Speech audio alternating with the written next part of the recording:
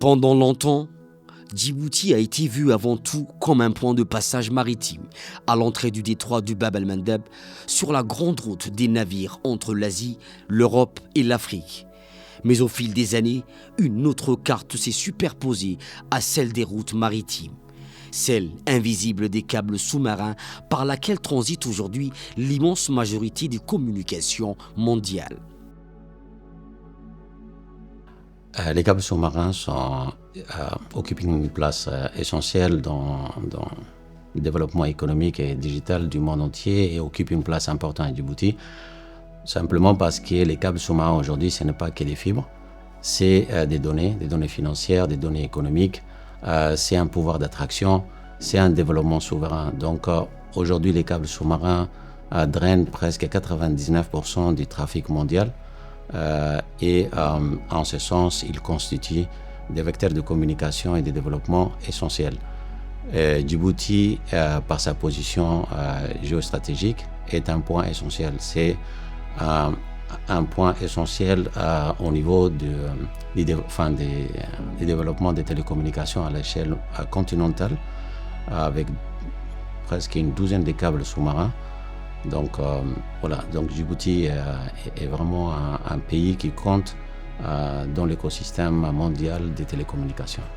L'idée, c'est de vous dire que Djibouti est situé au carrefour de l'Asie, de l'Europe et du Moyen-Orient, et que de par cette position, le passage des câbles sous-marins par Djibouti est devenu une question incontournable, une position que là aujourd'hui on est demandé par tous les opérateurs mondiaux pour permettre justement à ces câbles sous-marins de traverser Djibouti. On nous permet on interconnecte l'Asie et l'Europe à travers Djibouti. Dès 1999, avec l'accession au pouvoir du président Guelleh, Djibouti ne disposait que de l'essentiel. Les connectivités étaient limitées. À l'époque, c'était une connexion Internet en mode dial-up, une connexion narrowband avec des capacités et des débits extrêmement faibles, des infrastructures qui étaient modestes. Il n'y avait pas de backbone national, il n'y avait pas le large band, il n'y avait pas de connectivité haut débit. Donc déjà, je pense que c'est exactement mon parcours, parce que moi j'ai commencé en 99. Et quand j'ai commencé, il y avait qu'un câble sous-marin qui était en service, ou quand inauguré le premier câble sous-marin. Et puis aujourd'hui, on est à une douzaine pratiquement. Donc il y a au moins 11 câbles sous-marins ou 10 câbles sous-marins qui se sont rajoutés depuis 1999. Et je pense que l'objectif, c'était de faire de Djibouti une plaque tournante, un hub régional pour pouvoir non seulement servir Djibouti, mais également la région, qui jusqu'à aujourd'hui est encore a besoin de Djibouti et de toute l'infrastructure que nous avons pu déployer à Djibouti. Et dès cette époque-là, le président a compris très tôt l'importance de la position géostratégique de Djibouti, un carrefour entre l'Europe, l'Asie et l'Afrique. Donc la décision politique dès cette époque était précise, mettre à profit cette position géostratégique pour positionner Djibouti comme un hub de télécommunications au même titre qu'un hub de logistique. J'ai vu l'arrivée de câbles, ce qu'on appelle le Simi-Witra, c'était à l'inauguration en 1999. C'était un câble avec vraiment un faible débit, où encore on entendait parler des télécoms peut-être ailleurs, mais pas à Djibouti ou encore en Afrique. Et puis avec la politique, la vision de faire de Djibouti justement la vision du président Ismaël Omar Guelleh en 99, c'était peut-être d'amener le maximum de câbles sous-marins pour faire de Djibouti, comme je disais tout à l'heure, un hub régional. La vision était claire. Djibouti Telecom était créé pour, on va dire, structurer le secteur. Et 25 ans plus tard, effectivement, Djibouti était connecté avec l'essentiel des câbles transcontinentaux, parmi les plus puissants. Il y a SIM 5, AE1, PIS, mais aussi To Africa qui va arriver avec presque 180 terabits par seconde de connectivité. On part d'un câble qui commence, on parle de quelques mégabits, et puis là, aujourd'hui, on est arrivé à avoir une douzaine de câbles sous-marins qui atterrissent à Djibouti avec des capacités qui vont au-delà des 100 gigabits. Et ce n'est pas des petites sommes, c'est des sommes qui sont très importantes, qui ont été consenties par la République de Djibouti pour positionner ces pays-là en tant que hub stratégique qui compte sur la scène continentale. Djibouti a pu tirer parti de sa position, de sa stabilité économique, de sa stabilité politique et a pu investir justement énormément de dollars, pratiquement 200 millions de dollars a été investi sur le réseau des câbles sous-marins.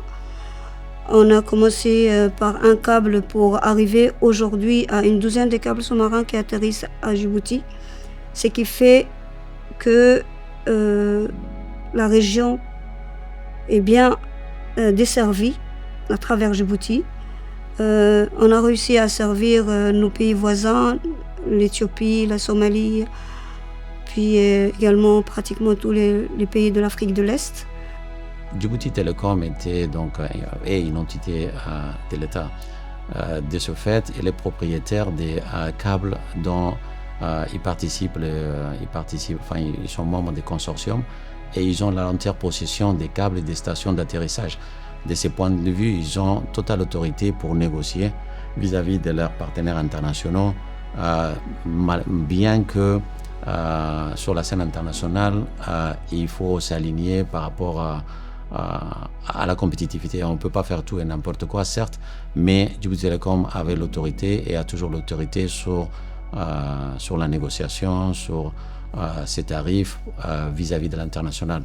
En 2009, quand les deux câbles ont atterri avec la deuxième station, la vision était de justement commercialiser le produit de ces câbles sous-marins aux pays de la région.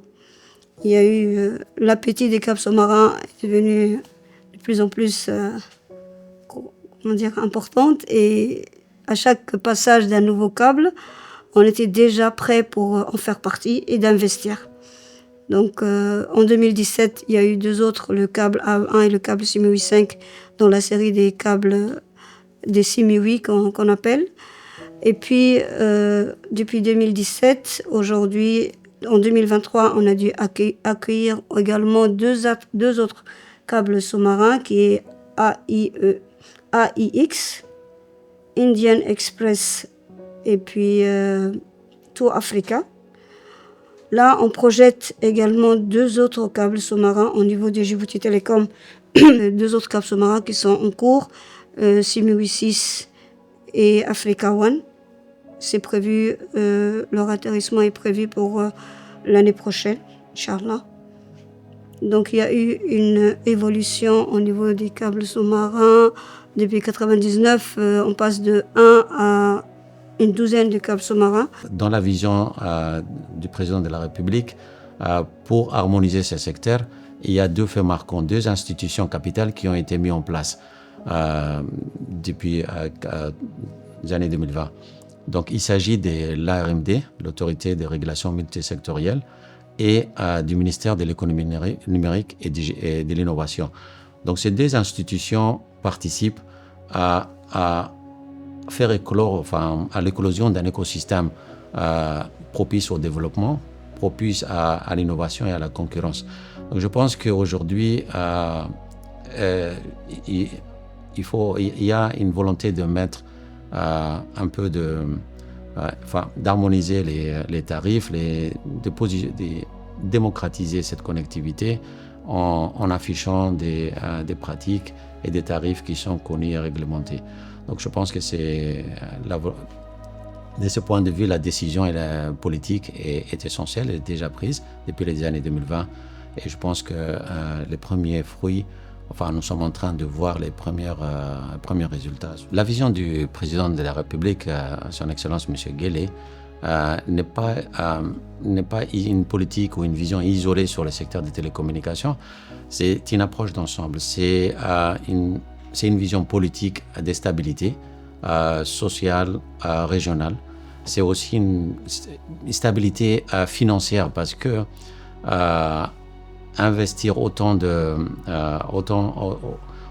les câbles sous-marins et donner cette opportunité aux investisseurs de venir s'implanter à Djibouti, ce n'est pas juste les câbles, ce n'est pas juste des capacités qui vont attirer, c'est tout un ensemble.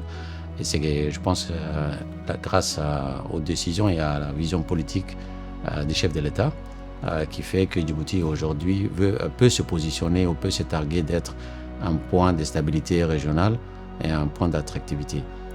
Aujourd'hui, Djibouti est un nœud d'interconnexion entre l'Asie, l'Afrique et l'Europe. On est une porte pour l'Afrique.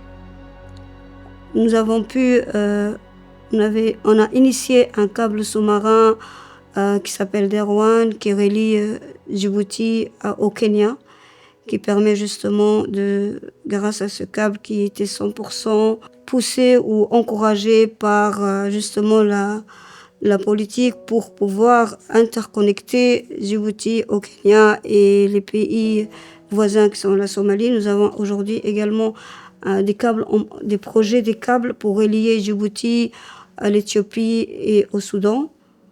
Ce n'est plus une décision, ce n'est plus un choix. La décision et les choix ont été déjà pris. Donc aujourd'hui, c'est la continuité, c'est structurer tout ça grâce aux institutions qui sont en place et permettre aux acteurs privés permettre la consolidation du secteur privé. Parce que Djibouti est un petit territoire, une petite population. Il faut encourager l'externalisation et l'internationalisation de nos activités. Et je pense que nous avons besoin toujours du pouvoir public, des décisions politiques qui encouragent l'entrepreneuriat pour bénéficier de nos capacités et les exporter dans la région, voire l'international. Plusieurs projets d'envergure, plusieurs millions investis depuis 1999 jusqu'à aujourd'hui pour faire de Djibouti le hub international, une connectivité assez importante aussi bien pour les pays que pour la région et une visibilité de Djibouti qui était il y a quelques années inconnue et aujourd'hui chaque câble sous-marin justement demande la participation de Djibouti. Ce câble sous-marin est un câble long de 45 000 km.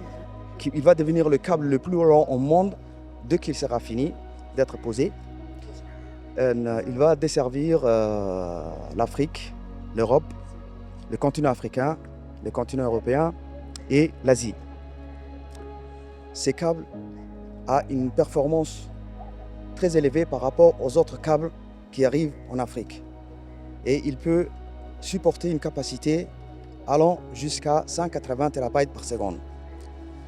Comme vous le savez, la pandémie de la Covid-19 a montré l'importance de la connectivité. Beaucoup de personnes ont besoin d'être connectées, soit pour travailler, pour étudier ou pour rester chez eux et être en contact avec leurs prochains ou leur famille. Dans ce sens, ils ont besoin d'être connectés. C'est la raison pour laquelle Djibouti Telecom a mis tout en œuvre pour que la population djiboutienne puisse avoir un réseau Internet haut débit. Avec l'arrivée de câbles sous-marins To Africa, ceci va, Inch'Allah, se concrétiser. Et j'aimerais vous dire aussi que tout ceci est devenu possible grâce au président de la République qui n'a ménagé aucun effort pour que Djibouti devienne un hub de télécommunications.